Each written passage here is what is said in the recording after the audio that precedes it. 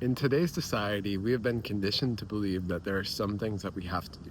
But the truth is, if something does not feel right, do not do it. This happens with people, this happens with experiences, this happens with lifestyles.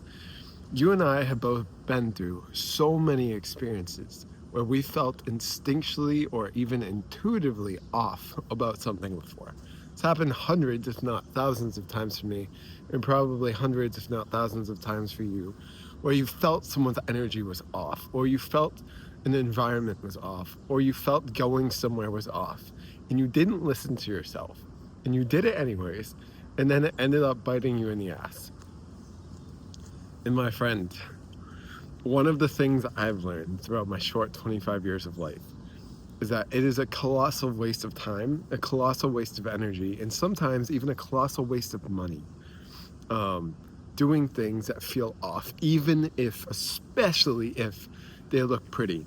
And so on the flip side of this, a quote that I learned throughout my life was, sometimes the most beautiful opportunities are hidden in the most ugly disguises, in the ugliest disguises.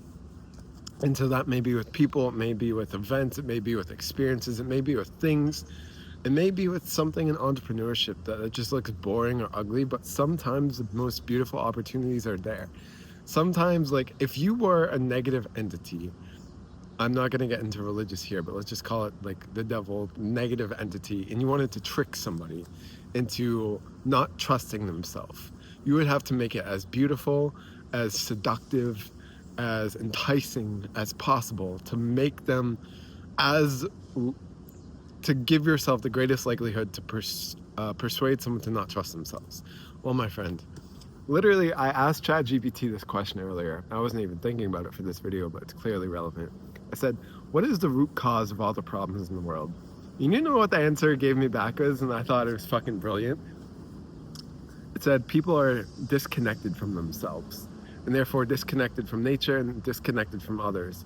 And so their lack of empathy, their lack of connection creates separateness, creates greed, creates mistrust, and then obviously all the more surface level problems that get created from that lack of empathy and lack of trust and lack of self-respect and lack of compassion.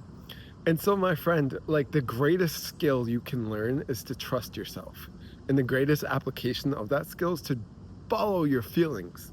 My partner, Esty, said, and still says all the time, follow your feelings. And me being a man and a little of an arrogant man back in the past, I used to think she was crazy. Like, oh, like, it just sounds sexist, and maybe it was. And my ego's like, I don't want to say this on YouTube, but here we are. And I used to think, like, oh, it's easy for a woman to say that. Like, that's who they are. Like, they're more feelers. Men are more thinkers and logical people. Bullshit. And so I'd kind of ignore her advice and my own arrogance. And of course, it came back to bite me in the ass many times. I ended up giving away thousands of dollars for someone to just piss on it. And that was just one example. I gave away energy, I gave away my attention, most importantly, I gave away time. And I can never get that back, right? And thank God I learned that lesson. The point is, I used to think she was crazy for saying that, but now I think I'm crazy for not having listened to that. And I think that is probably like the single best piece of advice, one of them, you could ever hear in your entire life. Follow your feelings. If something does not feel completely right to you, it is off, period. There is no exceptions. Like, if you're trying to think yourself into, like, oh, but, like, it's right, like, no. Your body is your wisdom. Your body is wisdom itself. It is connected to I know this sounds kind of spiritual, and it is. Every single fiber of your body is the universe, is connected to the universe, and your subconscious mind is that bridge between your conscious mind, of course, and the entire power of the universe. So there's a reason why you feel the shit you feel, period. You may not logically understand it, that's okay. Your subconscious mind is infinitely bigger than your conscious mind. Trust your feelings, my friend, and act accordingly.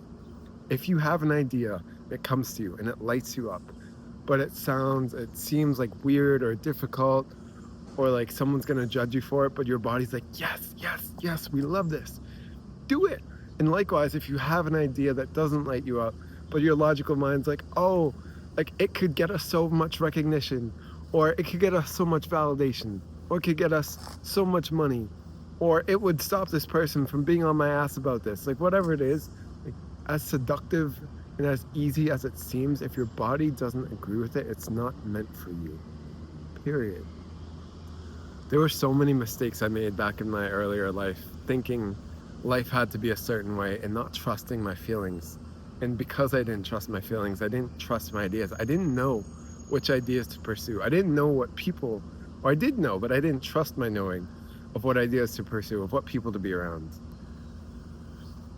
And I wasted some time with that. And so my sincere intention with making this video is for you to reclaim your time, and more importantly, reclaim your power and to act accordingly. The greatest gift you can give yourself is self-trust, period.